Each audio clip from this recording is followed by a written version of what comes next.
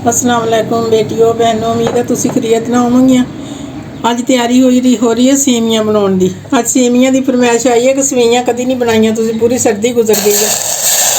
एक पैकेट सेवियां का तो एक कप पानी का, यह छोटा कप एक चीनी का। यह हुण चाशनी में रख दी है, यह पक जाए फिर बाद सेवियां का दस दी। ए लो जी, चाशनी मेरी तैयार हो गई है। आयल थोड़ा ही पाना वा क्योंकि सेवियां बाजारी जड़ियाँ इन्ना आयल खुश्क नहीं कर दियां। ए लो जी, आयल पा लिया वा। आयल पा लो, घे पा लो, देसी घे पा लो, ये अपनी मर्जी के मुताबिक। ज़्यादा भुनना नहीं इन्हों, बस पहले ही भुनिया भनिया होंदियां इन्नियां, हल्के जा भुनी लवानी है।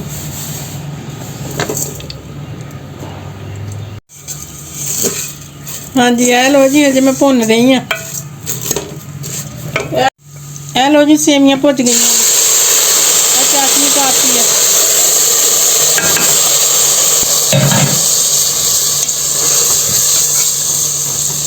ए नाल ही मेवा पा दो थोड़ा बहुता, जिन्ना क पाना चाहुंदे हैं।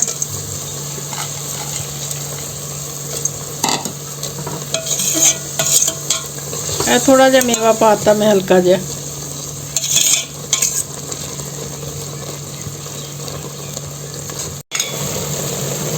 ए मेवा पाता मैं, हल्की अग करके जरा इन्हों दम दे दो।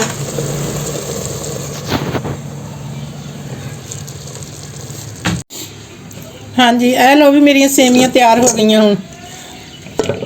यह देखो, ज़्यादा ना भुनो इन्हों, फिर काला जिहा रंग हो जाता इन्हों का ज़्यादा भुनना, क्योंकि पहले ही खुद ही इन्नियां ब्राउन होंदियां।